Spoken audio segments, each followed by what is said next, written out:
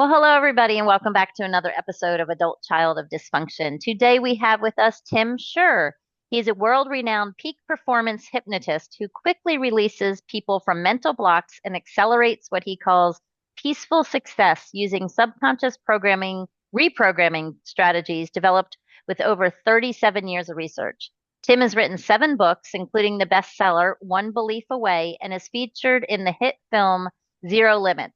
Today, he's here to share the fastest way to start living your best life now. Welcome, Tim. Thank you, Tammy. Pleasure to be here. Yeah, so I love, well, these listeners, obviously, you know my topic. It's called Adult Child of Dysfunction. So it's Yes. living with that chronic stress, anxiety, health issues, which I'm assuming you include the gut, the health, the anxiety, the stomach, the gut, stomach, same thing. Um, hmm the inflammation, the hmm nervous system dysregulation, like that is all of the stuff that people that dealt with chronic stress are dealing with today. Is Yes. that what you're helping out with? Yes, it's a big part of it. As they say, the body keeps the score. And so what Hmm. I looked at is how do you turn that off, that chronic inflammation. And I found that it's not a stress problem, it's an unconscious beliefs problem. Everybody's trying to have a better mindset, but I have found that it goes deeper than mindset. So, mindset is what you're saying to yourself consciously to try to make yourself feel better. But what happens when you're trying to tell yourself all these things that feel better and it's not working, or you're fighting yourself, or you don't believe it, or you're saying all the right things, but your body is still wound up inside? And I spent decades trying to figure out what that is and how to overcome it, how to reverse it so that you're using the power of your mind to prepare you rather than scare you. And I'm excited to talk about that with you today. Sounds great. I know. I always talk about when people talk about affirmations, and I'm like, you can do all the affirmations until you're blue in the face. You can say, I Mhm. am lovable, I am worthy, I am great, I deserve great things, all of this stuff. You can say that all day long, but when the rubber hits the road and you need to make a Mhm. decision or you need to Mhm. act on something, your Mhm. subconscious mind is going to jump in and it's going to be like, nope, and it's going to freeze you in your just freeze you. So Yes, you, yes. yeah. Yeah. The metaphor I use is that trying to use affirmations or journaling or a vision board or, cheap hypnosis downloads from YouTube, although those can be very helpful and very useful, but it's like cutting the top off of weeds. Even cognitive behavioral therapy, which is like positive thinking on steroids, is like cutting the top off of weeds. If you don't get to the root of it and pull the weed out, the mental weed at the root, it just grows back. So then we turn to either pharmaceuticals or smoking, eating, drinking, and that's like throwing dirt on top of the weeds. It's Right. not, creating any kind of solution. It's just trying to numb us out from the symptoms. So, with my one belief away method, I found that if you just pull the weed out at the root and replace it with a flower, right? So if you remove the core deep fear, the belief that was created in our mind the very first time we had some kind of traumatic experience, it creates that a belief. And then if you pull that belief out, like the belief that I'm not safe, and you replace it with a belief that says I am safe now, then it completely changes the game and it shifts what's going on inside of you physically as well as mentally and emotionally. Oh, absolutely. Because just that feeling of unsafe, I mean, it keeps your nervous system so in heightened alert that you can't even really function correctly. And like hmm everybody always goes back to that caveman and analogy hmm of when we were running from a saber-toothed tiger, but it's true. I mean, to us, hmm if you have those subconscious beliefs in you that you are not safe, you are always running from that tiger your entire life. So, Yeah, I always called it like, I would say my anxiety, which I don't talk about it anymore like that, right? It was just, a feeling that was trying to protect me. But back in the day, I would say my anxiety is like a fire alarm that keeps going off even when there's no fire. So it's constantly exactly. keeping me on high alert. Absolutely. And it's very understandable how people get like that when you grow up. I mean, especially talking from this podcast, so Adult Child of Dysfunction. I mean, my parents, there's so many like little triggers that I had to work to get over, Yeah. even little things. And some things still keep popping up, like kind of, but now I don't have an emotional charge to them. So I'll think about it and be like, Mhm. kind of like, oh, that used to bother me. Things like, and I know Yes. people can resonate this, things like the key in the doorknob. I don't know how many Uh-huh. people, my clients say, oh yeah, I could tell Yeah. by how many times it took to get that key in, what kind of night it Yes. was going to be. So, Exactly. That's right. and Or these days, people, if your cell phone dings, hmm if you get a ding and then all of a sudden we're like, yeah, we get tight, because we've taken that, we don't know, if there's going to be yelling and screaming or what's going to happen, when from a childhood and with the door and stuff like that. And now it's, what kind of bad news am I going to get when my phone makes a noise, which your phones are always making noise. And which is, so yeah, we just keep, yeah, so we just keep, we keep the cycles going. We're not trying to, but again, your brain thinks it's protecting you, right. and, so even back then, if you heard that, then you knew you had to be extra quiet or you needed to go hide, or right, or something else had to happen. And so, our brain's always trying to protect us, but we're not little kids anymore. And so we need better coping strategies and new tools, but those tools won't work if you don't upgrade the beliefs that are driving all of that to begin with. And people just don't know how to do that. In fact, most therapists don't even really know how to do that. No, I went to, and it was good going to talk therapy, and I'm not bashing talk therapy at all because I did go to therapy, but I just felt like there was so much more and they were never getting to the root. It was like, what's bothering you right this second? Well, I don't even know. I don't even Right.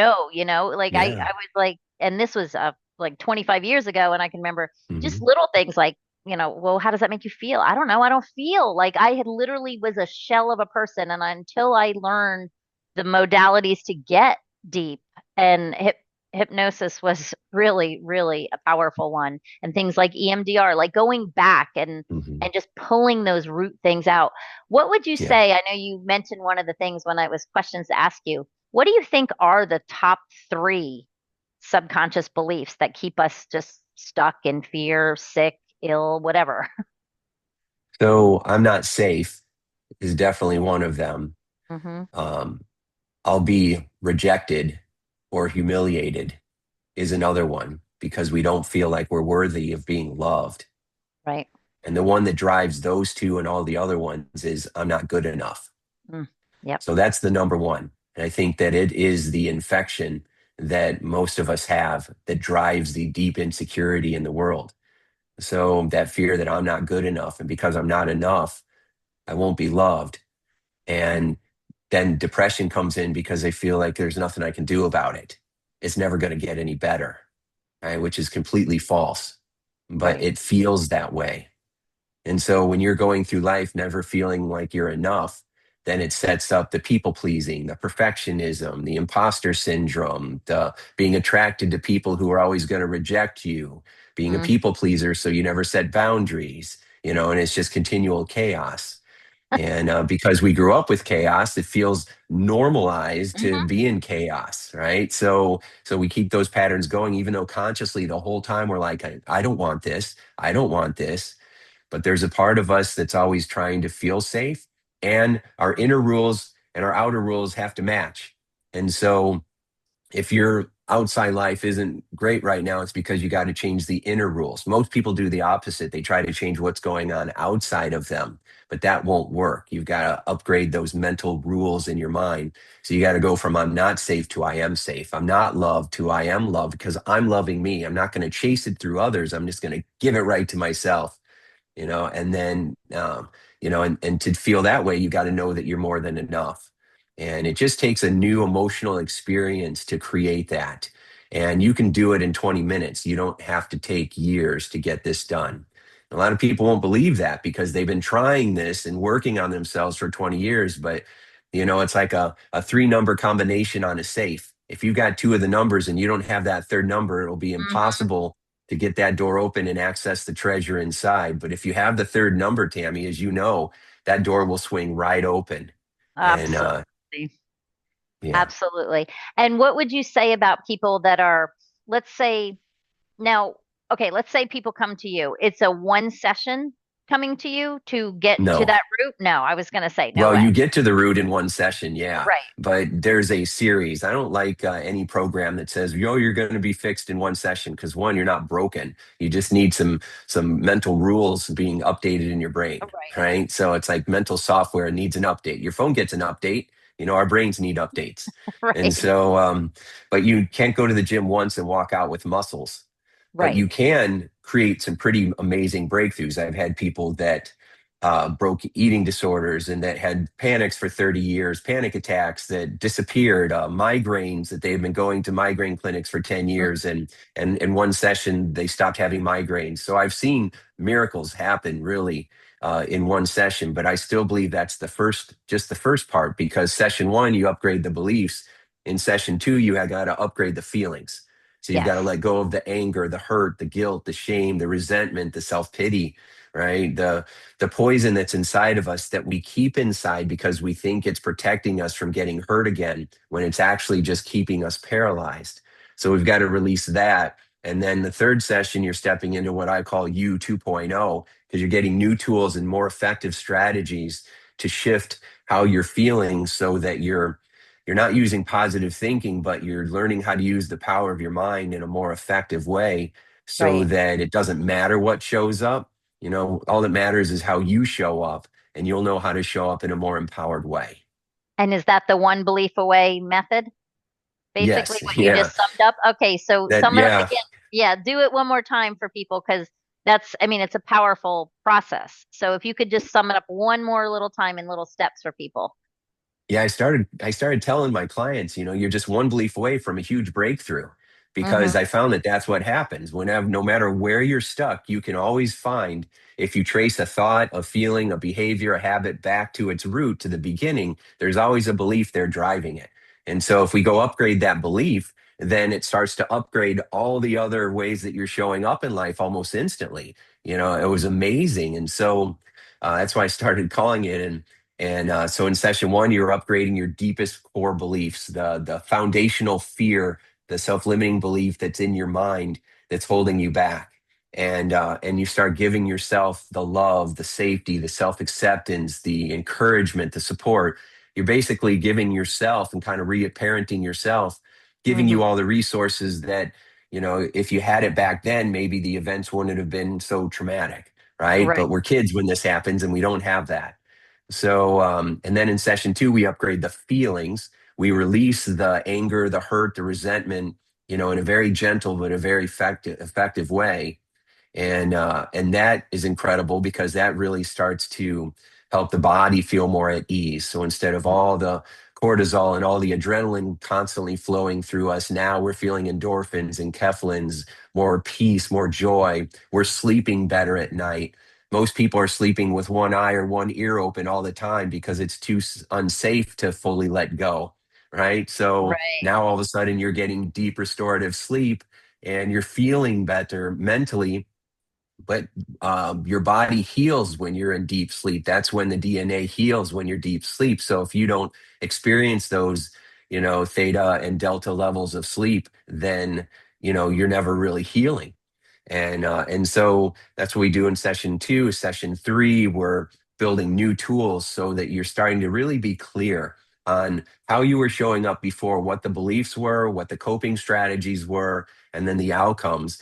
And then now, versus this other side, I put two movies up, right? So you can watch you version 1.0 and you 2.0. And then the second movie is a view where you have new beliefs and new strategies, new resources that you're using intentionally, so that it doesn't matter what happens to you. You're focused now on what you're going to bring to that situation. And so it's an internal power, internal sense of control, instead of feeling helpless, like it's all just happening to me. And then in Right. session four, we continue to build you up so that you're looking now for opportunities and how to take anything that shows up and turn it into an opportunity. And that prevents relapse, so that you don't slip back into old behaviors.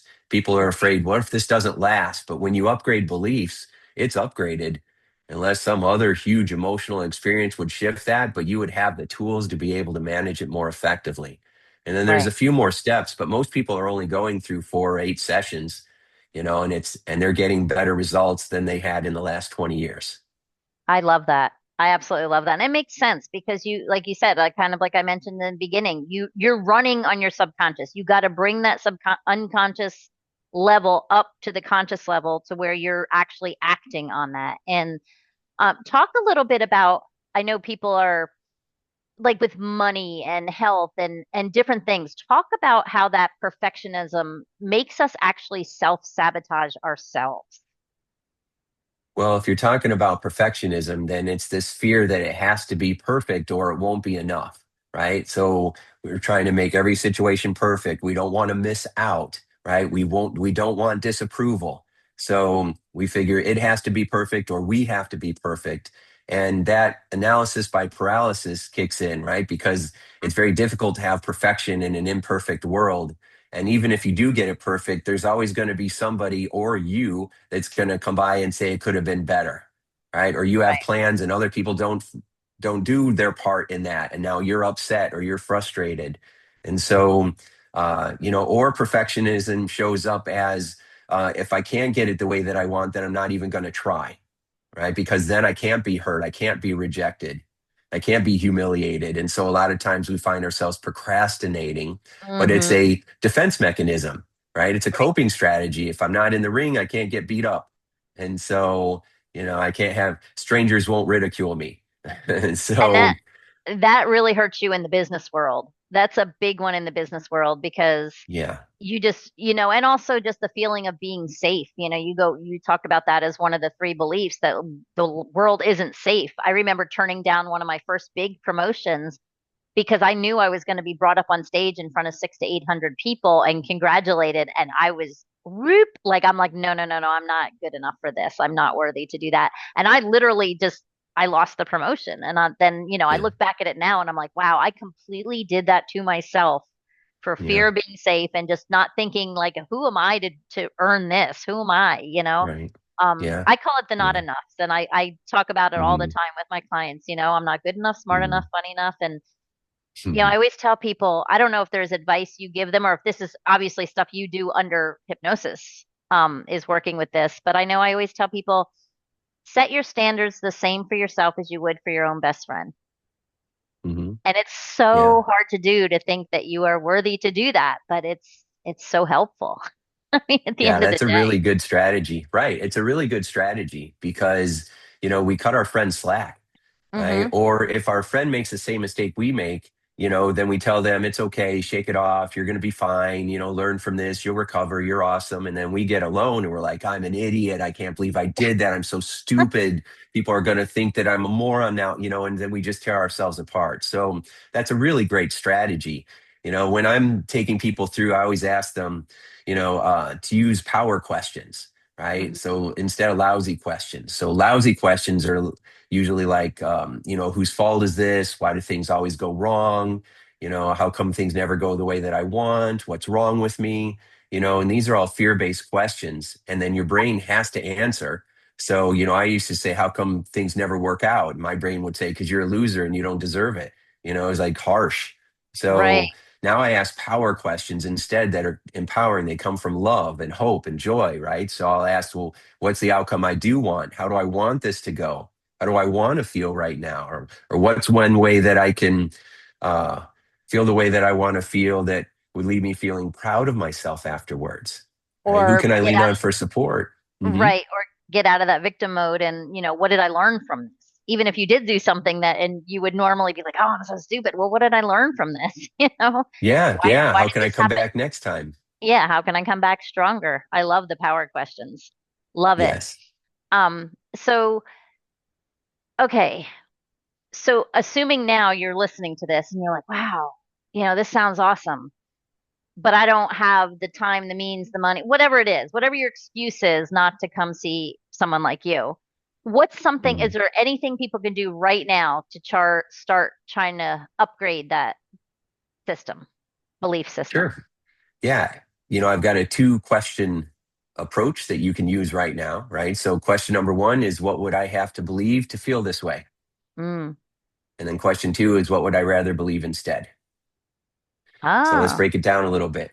Yeah. Yeah. So the first one is, what would I have to believe in order to think, feel, or behave this way, right? So be a belief hunter and a wisdom collector. Right. So what would I have to believe? And you got to kind of ask yourself that over and over until you get to the root of it. So if you're sabotaging yourself for anything, any situation, you're like, well, what would I have to believe? Well, I have to believe that I'm going to get rejected. Well, what would I have to believe you're going to get rejected? Well, because it's happened before.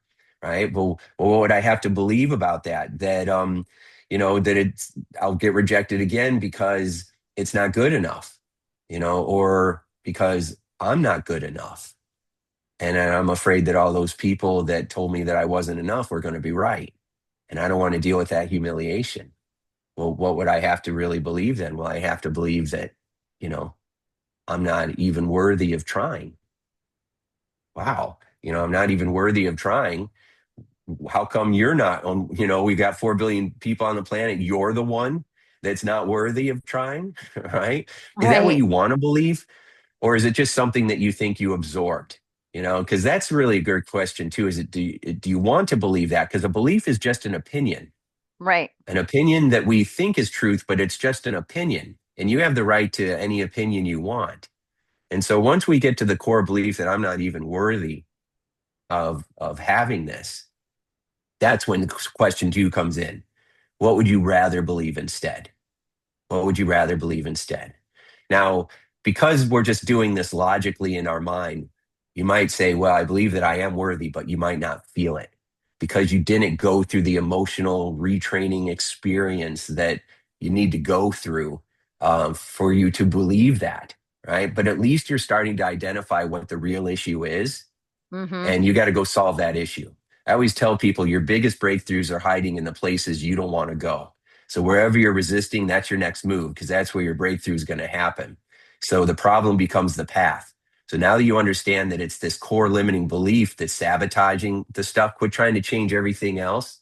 Like if you're in business, quit trying to fix your funnel, go update that belief. If your Right. closure rate's not good, if you're not getting leads, if you are, feeling like you can't make videos for social media, right? Go fix that belief. And then the rest of it will fall into place because your brilliance will come out and you'll be asking better questions. But Mm-hmm. until you fix the hole in the boat, it doesn't matter how much, or the hole in the bucket, it doesn't Yeah. matter how much water you add to it. Exactly. Exactly. Those are, I mean, that's great questions. And that's a great just way to start. I mean, just a beginning Mhm. starting point because we all have those. We all do that. And it's even like, and challenge it because when you get to that point, I always say when people, as soon as you have that negative mind, that negative person sitting on your shoulder saying you're this, like you said, it's an opinion. Unless you can see hard factual proof that show that it's an opinion. It's kind of like when you have those gaps in childhood where you don't remember things and your mind is going to fill in those gaps. So I tell people if you're going to Yeah, fill in and you're going to make that up anyway, make it up something good. Like, right. That's I right. mean, And people are, can you do that? Are you allowed to do that? It's your you're allowed to, mind. it's your mind, and your mind can be very easily tricked. Your body can't, but your mind can, I Hmm. think. That's right. Um, That's right. which, maybe I don't know, maybe that's why I am open to hypnosis and that kind of thing because I'm very open-minded. I'm like, okay, just tell me, help me move this around. And so talk about because I mean, you've been doing hypnotherapy for a long time. Talk about the general. I know I had a couple episodes that they talked about hypnotherapy, but talk about the misconceptions of hypnosis in general, why people might be hesitant to come to someone and go, "Oh, I'm not doing that." It's talk about that because I'm sure you run So into yes, so I've been using hypnotherapy as a tool for 33 years. I've done 16,000 sessions, Wow. and I have learned that hypnotherapy is just a word, Hmm. and it doesn't mean anything really. It's people think that because of movies or because of the entertainment side with stage shows, after proms or Las Vegas shows where people are clucking like a chicken, or vampire movies where they're putting you in control and making you do whatever they want. Even on internet now on YouTube, you got people who are saying, I'm a hypnotist and I can make you this and that. That's all make believe. Hmm. So your mind goes in and out of these focused states of concentration all day long. You're in a deep state of hypnosis twice a day, every single day, right before you fall asleep, right before you get out of bed in the morning.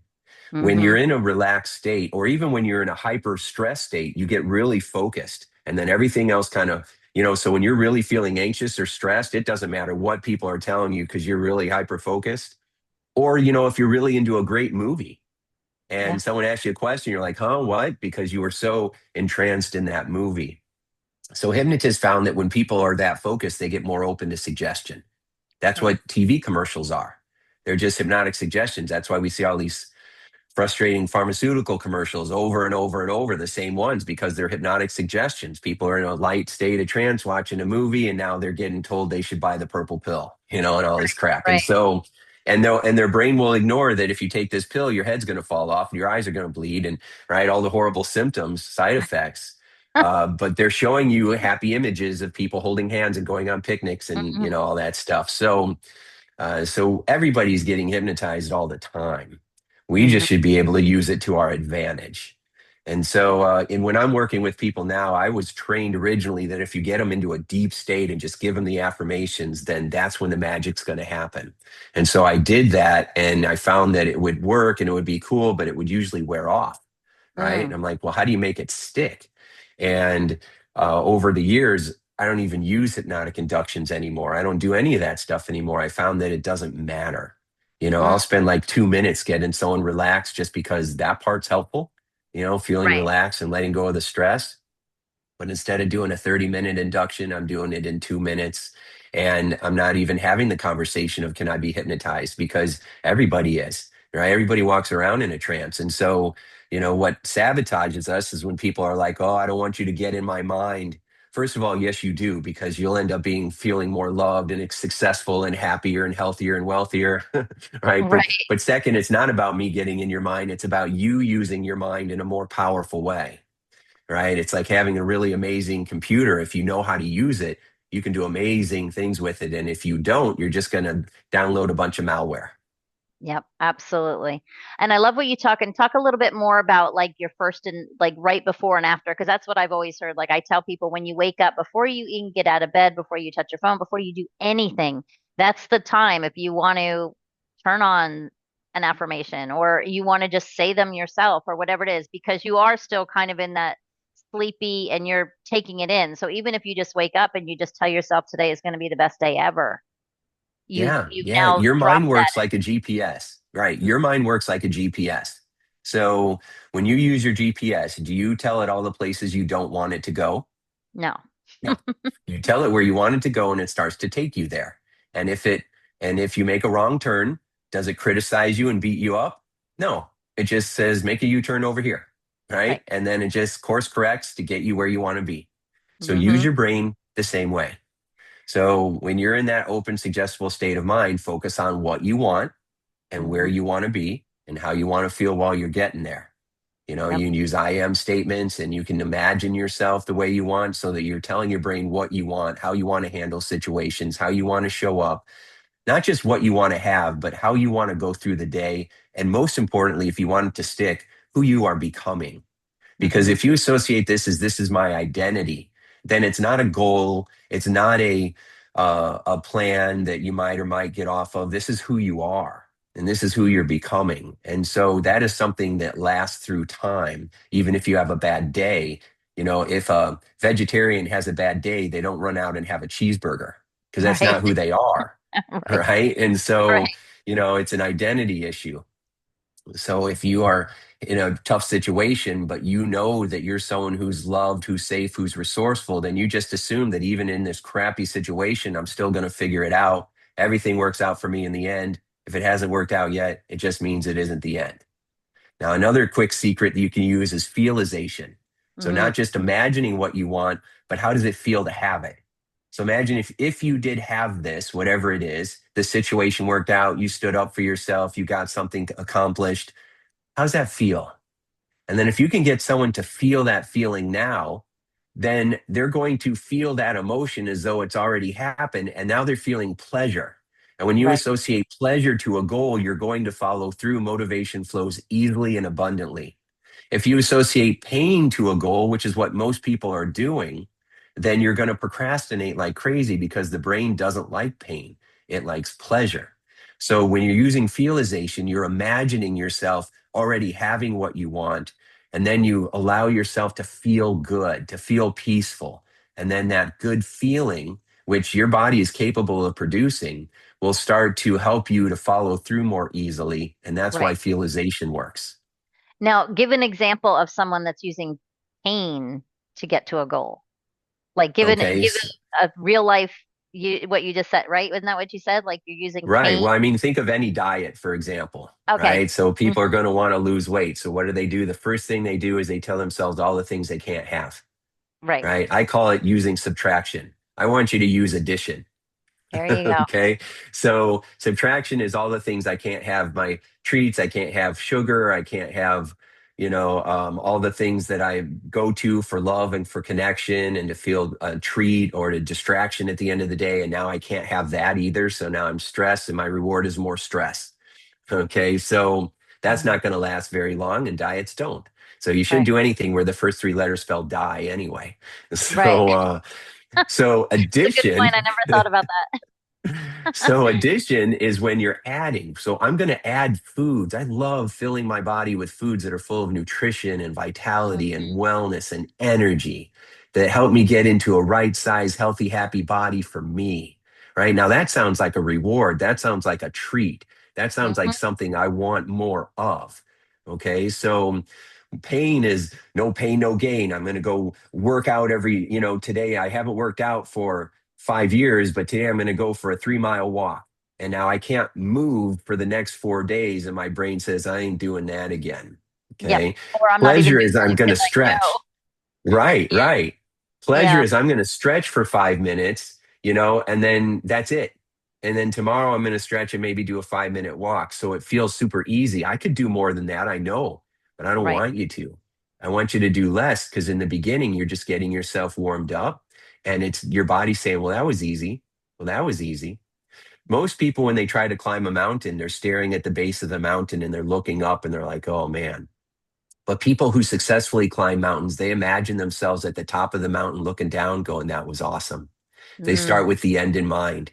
And then when they're at the base camp, they're realistic. They realize they still got to climb the mountain, but they're not climbing to the top. They're climbing to base camp one.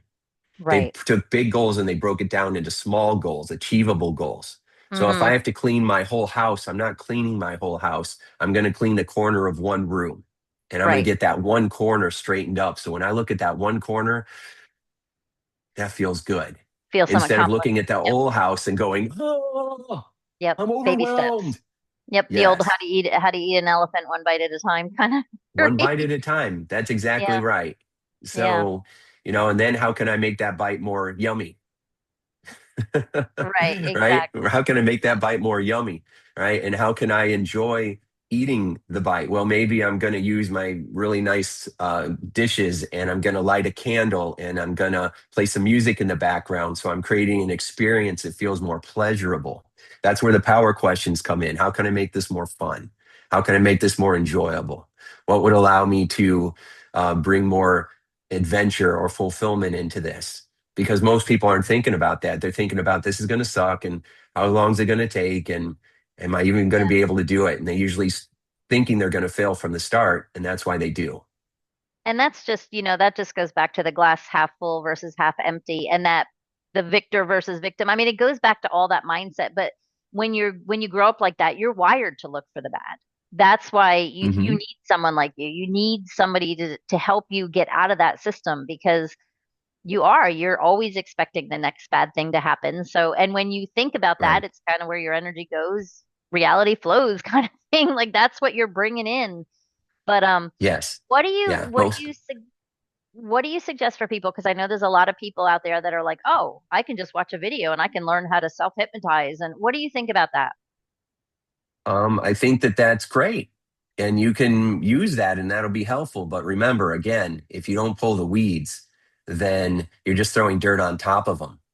So it can be nice and it can give you tools. You got to strengthen the foundation and then you can build whatever you want on top of it. And then but if the foundation isn't there, then whatever you build just keeps crumbling.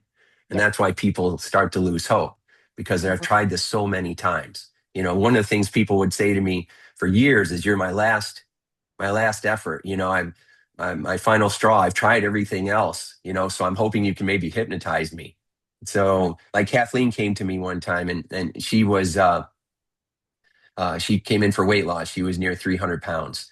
And she sat down and she said, "I've tried every diet there is. I can't lose weight. I can lose 50 pounds, but I just gain it back. So can you hypnotize me to be a happy fat person?" And then she started crying. So I knew that that's not really what she wanted. Right. And yeah. And I had also learned at that time that just hypnotizing her to eat more fruits and veggies wasn't going to cut it, because she could write her own book on weight loss. Right. Right. So what I knew is that she had these deep beliefs inside that were not allowing her to make herself a priority.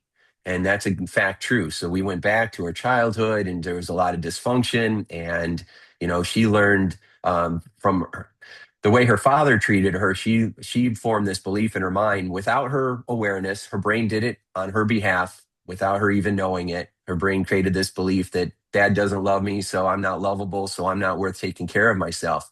So she Mm. had a mental rule in her mind that I can't take care of myself because I'm not worthy of that. I don't deserve it. So every time she would try to take care of herself to lose weight, she would sabotage it because it didn't match her internal rule. This Mm. is a There's people that are listening right now that are like, "Holy crap, that's me." Yep. It's like, Absolutely. oh, Right. that is what's keeping me stuck. Right. So now you need to go upgrade that belief, because it's just an opinion. Yep. So that's what I did with Kathleen. We upgraded that. And then the secret to weight loss is we associated the actions, making the deposits into her health and happiness account, as acts of self love. So every time she drank the water, every time she stretched, every time she listened to a hypnosis program, every time she ate something healthy, every time she did a push away instead of a push up, right? It was an act of self love. And 10 months later, she was down 144 pounds. Wow. Right. And she kept it off that was like 9 years ago. We still stay in touch. Right. And so, uh, yeah, and that's common when you do this. That's not a fluke. That's common. This is what happens when you upgrade beliefs. It changes Right. the game. People just don't know it. And that's why, you and I are here doing this now. Yeah. Amen. And I love that. I absolutely love that. Just to be able to have a resource like you though is amazing. And like you said, I kind of yes, I understand like there are all those self-hypnosis stuff and how to self-hypnotize and all that stuff, but you're right, you're not getting to the root problem. Like you can listen, you can go to sleep. I mean, it's ridiculous. So you look on YouTube and it says, listen to this all night long and you'll wake up abundant. What? That can actually do damage, because you wake up and you're not abundant, and then it Hmm. creates a real conflict inside that doesn't say, "Well, it's because I've got these issues that need to be upgraded," and maybe it's false advertising by this person who's just trying to grow their list. So they're saying anything, lose 30 Yep. pounds in 30 days guaranteed. They're saying anything just to try to sell you their product, right, or get a like on a video. But what your brain says is, "No, that's not what's going on. I'm doing it wrong. There's something wrong with me. I'm Absolutely. broken." And it Yep. reinforces the insecurity and the limiting Hmm. belief. Yep. And you're never even addressing the limiting belief ever. No, no, it's No. just, I'm never going to do this. There's something, I'm fundamentally flawed. No, you're Hmm. not. It's No. just a mental software update that needs to happen for Exactly. all of us. You said earlier, Tammy, that we kind of are trained early on to go this way, and I call it playing not to lose. I Mm. played not to lose for most of my life, and I had to Yeah. learn how to play to win, right? Yep. Because when you play not to lose, even when you're winning, it will feel like you're not. I Yeah. work with a lot of super achievers, very successful people who on paper, they have it all, right? But on the inside, they're feeling crushed because they can never take their foot off the gas. They feel like they're going to miss out. They feel like it's all going to fall apart. I call it achiever syndrome, Hmm. right? So even when you're a multimillionaire, you can still feel crushed all the time, like you're going to run out of money. I was working with a guy who was making $3 million a year, and he always felt like he was not going to have enough money. And it's not because of reality, it's because of what's going on in his mind. And we had to upgrade that. And Yep. so, yeah, so it's a whole new world when you learn how to upgrade your unconscious beliefs. Oh yeah. Yes. And it's so liberating. So liberating. So you do have a gift for people, I hear. Um, Tell us about that. Yes. Yes. Well, we'll put it in the show notes. So Yep. we've got a free hypnosis program on building confidence that will help build tools on that foundation. So there's some videos that explain how hypnosis works, and then it gives you an experience of that. So that can be really helpful for you. So we'll put that in the show notes. And then just because of the conversation that we had today, we can put show notes in there to get a free copy of my program, The Power of Your Unconscious Mind, Okay. because that goes deeper into how you can upgrade your unconscious beliefs. And so we'll go ahead and give listeners, as long as you subscribe or give this episode a thumbs up, or give the podcast a 5 star, because if Tammy wasn't doing this, then you wouldn't hear this right now. So help her show, and then we'll give you a free copy of that program. I love that. That is a very generous gift. If you're out there listening, go grab it because who couldn't use a little more confidence and learn more about what you're going through here. Yeah. It's all tied together, the body, the mind, the spirit, and everything, but it all is so deep that we think superficially sometimes. Like I said, we look at the band-aids, and that's one of my goals is to get people to stop looking at band-aids. Like, don't put a band-aid on it. As you say, cover it with the weeds, cover them with dirt. That's not getting you anywhere in the long run. And I always talk about that emotional backpack, that invisible backpack that we carry around, and it's all back there. It's all back Mhm. there. Everything you've ever done and said and had to deal with or didn't deal with, and put it back there, and it's weighing you down. That's like you said, the inflammation, the weight, the gut issues, the anxiety. It's and we all live in that now. Like so many of us live in that, and it's just not necessary. But um, so if people want to talk to you, meet you, where's the best place for them to go? Well, I'm on social media, so if you just look up Okay. Tim Shurr, Shurr, you can find me. Or our I built my practice in Indianapolis, Indiana, so I have Indie Hypnosis, INDY hypnosis.com. So if you go there, there's plenty of free resources, and then if you need help, you can reach out, and we'll take care of you as well. Are you still in Indiana Nope, I'm in Florida. I spent the or last couple of Indianapolis? years in Los Angeles. Yeah, I was in Indiana for most of my life, and then I moved out to LA to try to make a difference out there. And then I found that I didn't want to live in LA anymore, and so now I'm here in Florida. Whereabouts? Winter Garden, right outside of Disney Uh, World. I can see the okay. fireworks each night. Okay. I'm in Orlando. I'm in Orlando. No, I'm not. I'm in Merritt Island, so I'm like 45 minutes from you. Awesome, wonderful, Yeah, and the very last guy nice. I had on was in Sarasota. So I guess Ah, it's very good. just a local thing today, I guess. I So guess it thank is. Yeah, so thank you so much, Tim, for coming on. You guys, I will put all of everything he said in the show notes as far as links and everything so you can get hold of him quickly, but you're not off the hook. If you had to give the listeners one big, powerful message or something they could take with them throughout the day to make their day a little brighter, what would it be? Yeah, that you are already more than enough. You don't have anything to prove. And remember, if someone calls you a banana, does it make you one? No, it does not. So what matters is what you call yourself. And that's up to you, because you're just one belief away from your next big breakthrough. Amen. I absolutely love that. Thank you so much for coming on, Tim. Yeah, it was a pleasure. Thank you. You're very welcome. For everybody else out there listening, you heard it. You are one belief away from having a breakthrough. So go out today, think positive thoughts, and just do it. Be the best you can be. You deserve it.